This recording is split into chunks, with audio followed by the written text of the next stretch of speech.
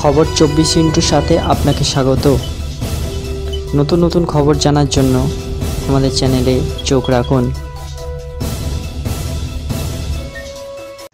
নমস্কার, খবর 24/7 আপনাদের স্বাগত। খবর 24/7 দর্শকদের আমরা প্রত্যহ নিত্য নতুন যে সমস্ত বিজ্ঞান প্রযুক্তির হাত ধরে আবিষ্কার সারা দেশ এবং বিশ্বজুড়ে চলছে সেগুলো তুলে ধরার চেষ্টা করি। আজকে এরকমই একটা আবিষ্কার যেটা শুনলে সত্যি মনে হবে মানুষ সব কিছুই করতে পারে। হয়তো একটা গবেষণা ইঙ্গিত দিচ্ছে যে নিয়ন্ত্রক টি কোষ মানে ট্র্যাক্স মেজাজ স্থিতিশীল করতে পারে এবং বিষণ্ণতা প্রতিরোধ করতে পারে।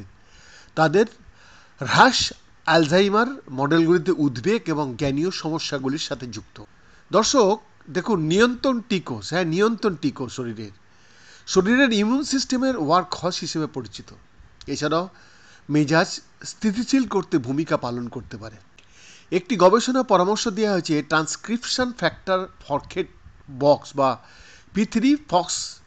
P3 নিয়ন্ত্রক টি কোষের উৎপাদন নিয়ন্ত্রণ করে। ভাবা যায় কোথায় চলে যাচ্ছে বিজ্ঞানীরা। যদিও ট্রেক্স প্রাথমিকভাবে অভিযোজিত প্রতিরোধ ব্যবস্থা নিয়ন্ত্রণ করে, গবেষণায় ইঙ্গিত পাওয়া যাচ্ছে যে তারা মেজাজকেও প্রভাবিত করতে পারে। উল্লেখযোগ্যভাবে কমে যাওয়া P3 এক্সপ্রেশন প্রদান বিষণ্ণতাজনিত ব্যাধিগুলির সাথে কিন্তু যুক্ত রয়েছে।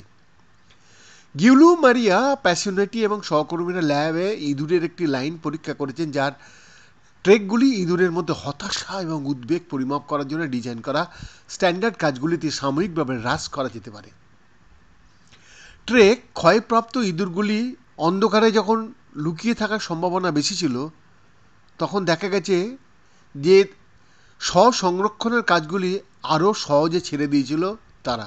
এতে পরামর্শ দেয় যে ট্রেক শূন্য ইঁদুরগুলি নিয়ন্ত্রণ করা ইঁদুরের চেয়ে বেশি উদ্বিগ্ন এবং বিষণ্ণ ছিল। P3 এক্সপ্রেসিং কোষ পুনরুদ্ধার করার পরে ট্রেক ক্ষয়প্রাপ্ত ইঁদুরগুলির এই স্নায়ু আচরণগত পরিবর্তনগুলি বিপরীত হয়েছিল দেখতে পেয়েছিল এবং ট্রেক পুনরুদ্ধার করা ইঁদুরগুলি ট্রেক ক্ষয়প্রাপ্ত ইঁদুরগুলির তুলনায় নিয়ন্ত্রণের সাথে তাদের বেশি মিল ছিল। স্নায়বিক ব্যাধির মধ্যে ট্রেক্স কি? উপরন্তু অ্যালজাইমার রোগের মডেলের জন্য প্রযোজন করা ইঁদুররা যখন তাদের ট্রেক্স ক্ষয়প্রাপ্ত হয়েছিল তারা তখন জ্ঞানীয় প্রতিবন্ধকতা দেখিয়েছিল।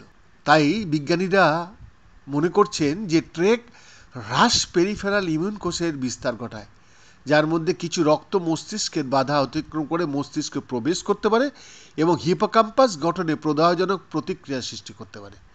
লেখকদের মতে মস্তিষ্কে সহজাত অনাক্রম্যতার এই ক্ষণস্থায়ী সক্রিয়করণ উদ্বেগ, বিষণ্ণতা বা অ্যালজাইমার রোগের ধরনের জ্ঞানীয় অবনতির কারণ হতে পারে।